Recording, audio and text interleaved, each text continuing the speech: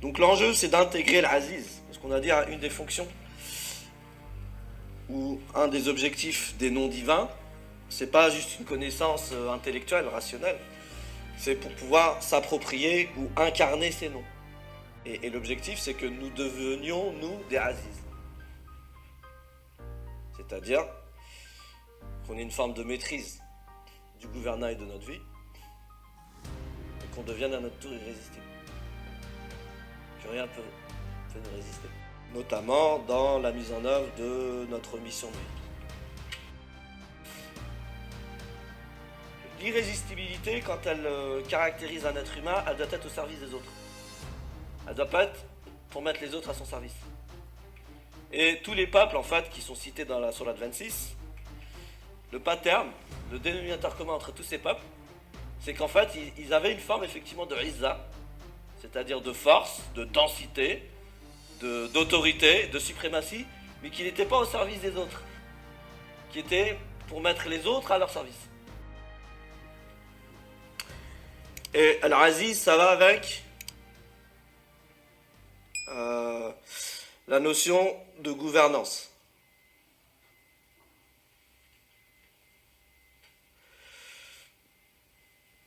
Donc la gouvernance, ça sert à quoi? Ça sert à pouvoir emprunter la bonne orientation ou l'orientation qui correspond à notre raison d'être. Ok, ça s'oppose d'ailleurs coraniquement, on avait dit à Zalala, qui veut dire le Azul, c'est une forme d'infériorité en degré, qui nous prédispose, d'une certaine manière, à être dirigé, gouverné, orienté.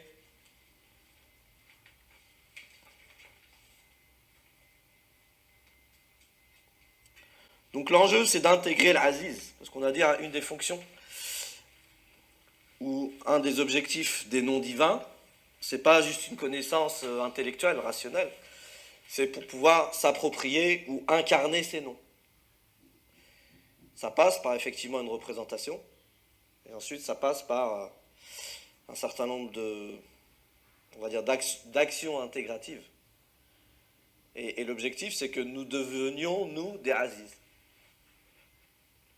C'est-à-dire qu'on ait une forme de maîtrise du gouvernail de notre vie et qu'on devienne à notre tour irrésistible. Que rien ne peut nous résister. Notamment dans la mise en œuvre de notre mission de vie. On est d'accord hein, qu'on n'est pas sur Terre juste pour manger, boire, se reproduire. Les autres animaux le font très très bien. On est là pour accomplir une mission qui participe du plan divin. Et dans ce cadre-là, l'appropriation ou l'incarnation de cette fonction divine est très importante dans le chemin qui est le nôtre. Parce qu'il va y avoir des embûches, il va y avoir des entraves, il va y avoir des gens qui vont s'opposer à nous. Des personnes ou des institutions ou des choses. Des fois c'est des principes, des fois c'est nous-mêmes. Des fois on avait vu hier, par exemple avec la pensée négative. La pensée négative, c'est-à-dire toujours anticiper le scénario du pire, ça peut être entravant. Ça peut être bloquant. Ça peut être limitant.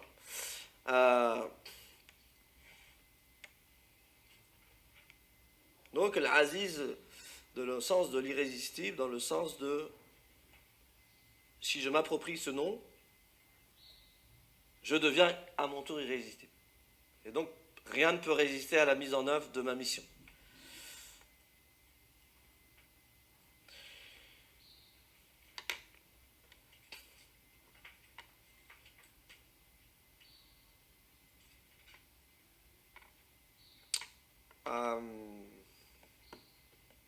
Alors ce nom, il est mis en relation avec Ar-Rahim dans le Coran et avec d'autres noms. Vous avez dû voir à plusieurs reprises dans le Coran, on a des couples de noms divins.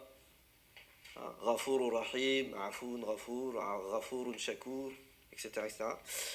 Et l'Aziz, en fait, lui aussi, il est mis en couple dans le Coran avec Ar-Rahim.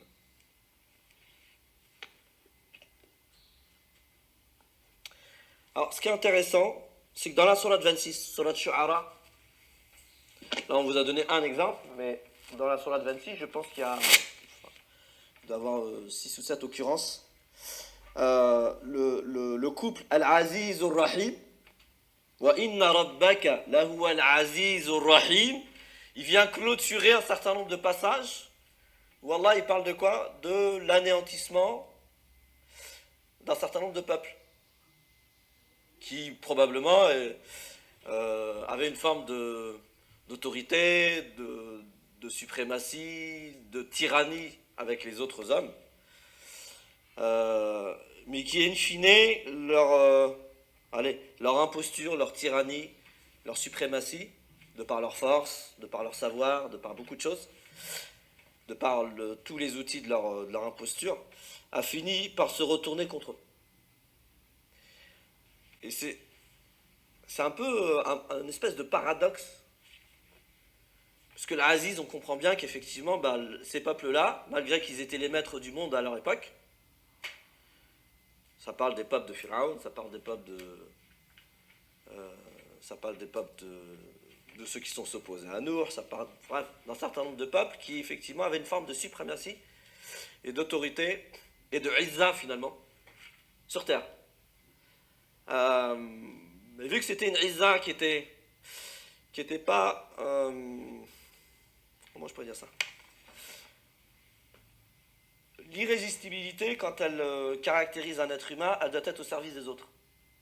Elle doit pas être pour mettre les autres à son service.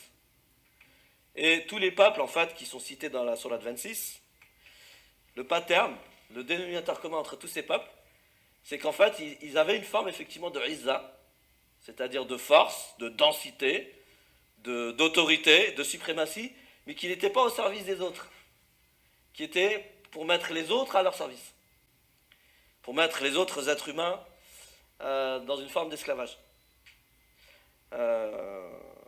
Et ça, en fait, si vous voulez, ça c'est une loi divine. Lorsqu'une loi, donc ça c'est une loi en soi, mais lorsqu'une loi, en fait, elle est utilisée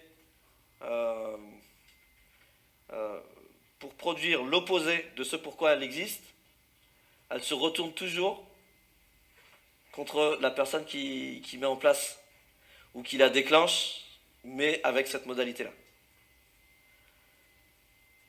Et ça, c'est super important à intégrer parce que ça nous permet d'être vigilants là-dessus.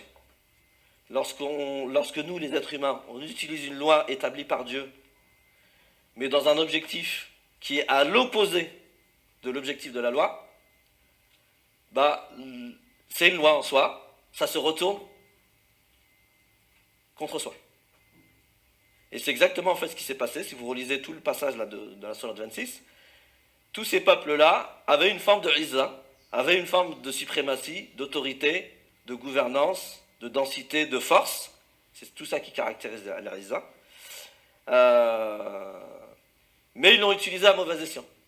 Ils ne l'ont pas utilisé au service de leur peuple, des personnes qui étaient, on va dire, à leur charge. Mais ils l'ont utilisé pour mettre ces personnes-là à leur service. Et ça s'est retourné contre ces peuples-là. Et c'est pour ça qu'en fait, Allah il finit le verset à chaque fois par Wa inna rabbaka lahuwa al-azizu ar-rahim. Si vous voulez, après je te donne la parole là. Si vous voulez, en fait, c'est comme si, c'est même pas comme si. Si vous voulez, les noms divins, ils sont porteurs d'une énergie. L'énergie, quand elle est utilisée à bon escient, elle produit ses fruits. Lorsqu'elle est utilisée à mauvais escient, c'est-à-dire en opposition à ce pourquoi elle existe, elle a été établie par Dieu, de toute éternité, elle se retourne dans une forme d'autodestruction contre celui qui la met, qui la met en œuvre à mauvais escient. Et la Sourate 26 est une illustration juste majestueuse de cela, et je te donne la parole, t'inquiète. J'ai vu que tu avais levé la main comme ça. Sinon tu vas avoir une crampe. Je te donne la parole dès que je finis. Ok, d'accord. C'est vrai, t'as raison, je vais zapper. Et donc là, on voit bien, Wa inna rabbaka lahuwa al-aziz. Donc, la suprématie, la puissance, la force divine, l'irrésistibilité divine a fait que Allah, il a anéanti ses peuples. Mais c'est pas un anéantissement, c'est pas une destruction sous les... comment je pourrais dire ça définitive.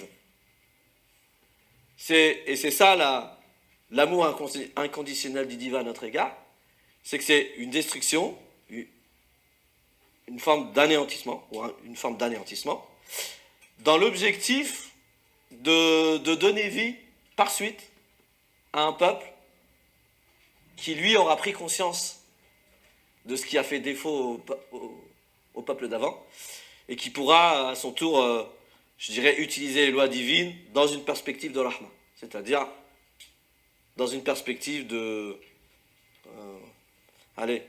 on va dire de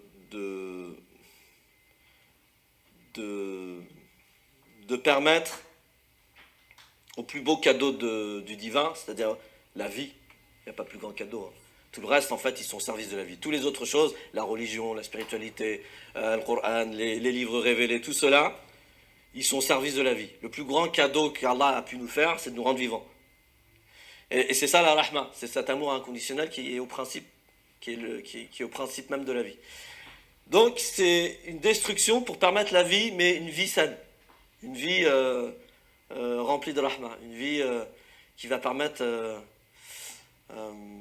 aux humains qui vont venir par la suite de se conformer et puis d'être vraiment les instruments de Dieu dans la mise en œuvre de son plan. Et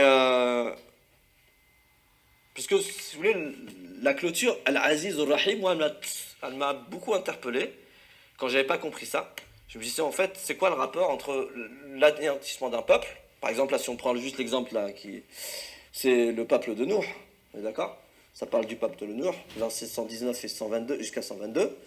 ثم أغرقنا بعد الباقين فأنجيناه ومن معه في الفلك المشحون ثم أغرقنا بعد الباقين إن في ذلك لآية وما كان أكثرهم مؤمنين وإن ربك لهو العزيز الرحيم. Donc tout le peuple a été noyé. C'est quoi le lien entre la noyade tout un peuple, sauf ceux qui étaient, on va dire, dans l'arche de Noé. C'est quoi le lien entre noyer l'ensemble du peuple, hormis ceux qui sont montés dans l'arche, et puis la notion de rahma, d'amour inconditionnel du divin. Vous êtes d'accord qu'il y a une forme de paradoxe, c'est-à-dire de contradiction apparente, mais c'est une contradiction juste en apparence. Le lien, c'est que ces peuples qui ont été anéantis, je vais le dire comme ça, et après je vais donner un autre exemple, et après je te donne la parole, t'inquiète pas, je t'ai pas oublié. Ils vont servir de terreau fertile aux peuples qui vont venir par la suite. Et on a une très très belle illustration de ce principe, car là il peut détruire un peuple et faire de la destruction de ce peuple le terreau fertile pour quelque chose d'encore plus grandiose, dans Surat Al-Fil. Surat Al-Fil, l'histoire c'est quoi? C'est quand même l'anéantissement de Ashab al-Fil, donc du peuple qui est venu avec les éléphants pour détruire la Kaaba. Et Allah a fait d'eux en fait le terreau fertile d'où va sortir le plus grand des hommes. Le prophète, il est né à Amul-Fil. Même sa naissance, en fait, elle est liée de façon intrinsèque, de façon essentielle, de façon éternelle, j'ai envie de dire, à la destruction on va le dire de façon très très simple, des gens de l'éléphant.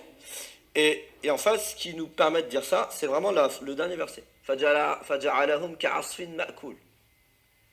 Donc il a fait de ce peuple qui est venu à la base avec une intention de détruire Al-Kaaba, donc on ne peut pas dire que c'est une intention qui est noble. Il en a fait de la paille mâchée, mais la paille mâchée, en fait, c'est plus dans le sens de... je ne sais pas si vous avez déjà vu, en fait, quand l'herbe ou se décompose. C'est-à-dire quand la végétation se décompose, quand elle se décompose, elle permet de faire quoi? Il y en a qui ont grandi à la campagne ici ou pas? Non? Mince. Il n'y a que moi qui est un campagnard ici. Moi je viens de la campagne, on a déjà fait du compost. La décomposition de l'herbe, de la végétation, permet en fait de faire du compost. Et avec le compost, en fait, le compost permet de rendre une terre fertile. Le compost permet à une terre qui n'est pas fertile de devenir fertile. C'est-à-dire de pouvoir donner par la suite une végétation productive, de donner des fruits. C'est exactement ce qui s'est passé avec le prophète sallallahu alayhi wa sallam. C'est ça l'amour inconditionnel du divin qui nous dépasse complètement. C'est-à-dire qu'Allah, il a utilisé un peuple qui avait une intention qui était malsaine, de détruire, je dirais, un temple où les gens viennent se reconnecter au divin. Et il a fait de leur destruction le terreau fertile de la naissance du plus grand des hommes.